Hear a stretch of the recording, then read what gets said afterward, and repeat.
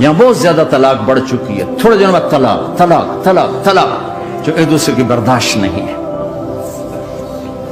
یہ میرے نبی کی زندگی ہے، برداشت کرو برداشت کرو برداشت کرو۔ اس لیے ہے اگر خامد بدتمیز ہے تو ان کی عادت نہیں بدلے گی، بچی کو فارغ کرا لو۔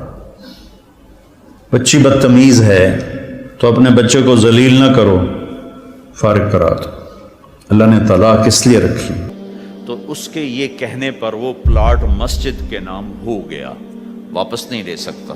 کیوں کہ اگر اللہ چاہے، اگر اللہ چاہے، اور اللہ تو چاہتا ہے کہ تم اس کے نام پر دو، من ذا الذی یقرض اللہ قرضا حسنا۔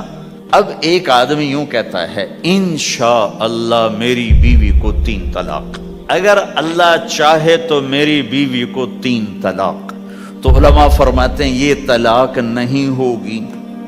کیوں نہیں ہوگی؟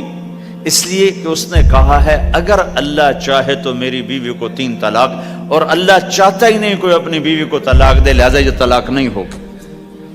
ہزاروں دفعہ کہہ دے انشاءاللہ ساتھ لگا ہوا ہو، نہیں ہوگی، کیونکہ اللہ چاہتا ہی نہیں تم طلاق دو۔ اللہ گھر آباد، سینکڑوں آیات ہیں گھر کو آباد کرنے کے لیے۔ فَإِنْ خِفْتُمْ شِقَاقَ بَيْنِهِمَا، اگر میاں بیوی میں ہوگی کھٹپٹ تو بڑھاؤ نہیں۔ کیا مصیبت ہے کہ کچھ ادھر سے بڑھانا لگ جاتے ہیں، کچھ ادھر سے بڑھانا شروع کر دیتے ہیں۔ فَبَعْثُوا حَكَمًا مِّنْ أَهْلِهِ وَحَكَمًا مِّنْ أَهْلِهَا، تو طلاق دینے میں جلدی نہ کرو، جلدی نہ کرو۔ صلح صفائی کے لیے ایک آدمی بچی کی طرف سے آئے، ایک آدمی بچے کی طرف سے آئے، اور دونوں میں صلح صفائی کی کوشش کرو۔ یا ایھا النبی اذا طلقتم النساء، اے میرے نبی جب تم طلاق دینا چاہو تو یا ایھا النبی یہاں یہ اس لیے آیا ہے کہ اللہ تعالیٰ کہہ رہا ہے اے ایمان والو، میں یہ نبی اپنا سفارشی بنا کے تمہارے سامنے پیش کرتا ہوں، طلاق نہ دیا کرو، نہ دیا کرو۔ یہ ہے یا ایھا النبی سے ایک دم ایمان والوں کی طرف منتقل ہونے کا فلسفہ، کہ دیکھو میں اپنا نبی تمہارے لیے سفارشی بناتا ہوں کہ طلاق نہ دیا کرو۔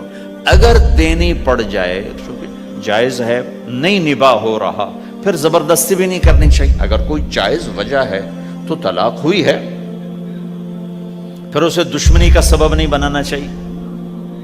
اگر صحیح ہوئی ہے، اللہ کے نبی نے خود 2 خواتین کو طلاق دی، نکاح تو کیا، رخصتی نہیں ہوئی، طلاق دے دی۔ اللہ کے نبی کی بیٹیوں کو طلاق پڑی، حضرت ام کلثوم، حضرت رقیہ رضی اللہ عنہ، دونوں کو طلاق دی گئی، ابو لہب کے بیٹوں نے طلاق دی۔